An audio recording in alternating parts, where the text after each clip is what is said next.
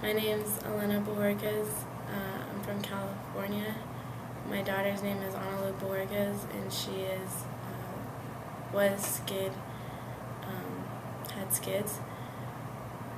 We first found out from the newborn screening when I had her, and they did the heel stick, and I remember that test vividly. I remember them poking her foot and them doing the tests and all that, and the 5 little pads, and they put the blood on it, and we went home. Nothing, she was healthy, her lungs looked good, everything was good. About 3 weeks in, they said there was an abnormality in her blood, and we had to take her to another lab to get more blood tests, and we did, and her pediatrician had called us to say that she had severe combined immunodeficiency. I wasn't familiar at the time from what it was, but my half-brother had it and died of a serious infection. So it was pretty scary to imagine that my daughter had it, and what the treatments might be, or what we could have done just to help her. We went to San Francisco, UCSF. Dr. Jennifer Puck wanted us there. Her immunologist team and Dr. Cowan, his bone marrow transplant team, were excellent in treating my daughter. Within her 2-month birthday, she had received a bone marrow transplant, and then by the time she was 4 months, we got to go home, and she was on isolation.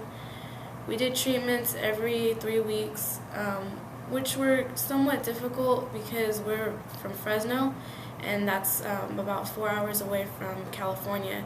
So tally that up with gas and food and everything else that we have to do in that time frame of 3 weeks. I mean, it was a lot of money. But they were really flexible with us, and we were able to give her treatments and be on our way, and she was doing really good with her labs and her counts, and everything was looking up. She didn't get sick. She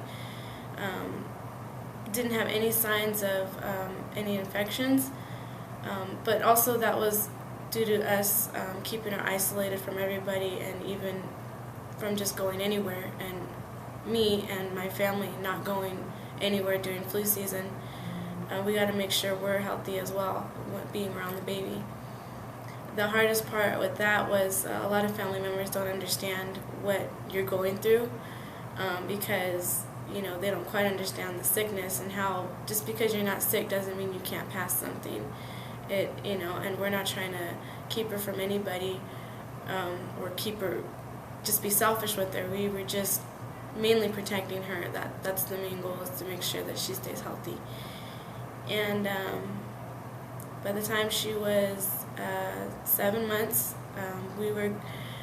she had a central line, a Broviac, and it was in the chest, and that's how she retrieved her IVIG. And it wasn't ideal for how big she was getting, and she was pulling at it, so we had the surgery to get it removed. And I wanted the port in because we thought that she would have treatments, and I wanted the port really bad, but they said she was too small and everything, and I was really disappointed because I heard that the sub-Q was pretty hard, or not hard, but you had to poke your baby, and it's just poking your baby isn't really fun. So even though I was scared, I was able to make the decision that I would do sub-Q at home if I really had to, and that's what we decided.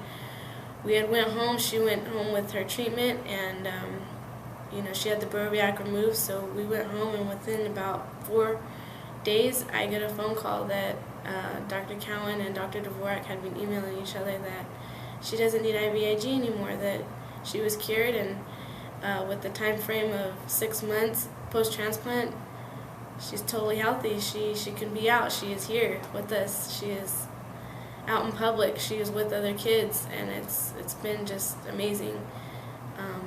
I count my blessings every day for that little girl and everything that she's taught me, and all the doctors that helped and were dedicated to my baby was just amazing. And I couldn't express my gratitude enough to any of those people and my immediate family that, you know, stuck by me. And even though it was hard not seeing everybody, I'm really appreciative of everybody and everything.